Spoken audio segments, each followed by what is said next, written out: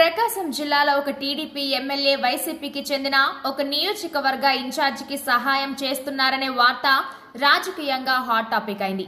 ఇద్దరి మధ్య అనుబంధం బాగానే ఉన్నా టీడీపీ కేడర్ మాత్రం ఆగ్రహంగా ఉంది. తాము గెలిపించుకున్న ఎమ్మెల్యే మా సమస్యలు పరిష్కరించాలి, కానీ ప్రత్యర్థి వైసీపీ నేతకు హెల్ప్ చేయడం ఏంటి అని మండిపడుతున్నారు.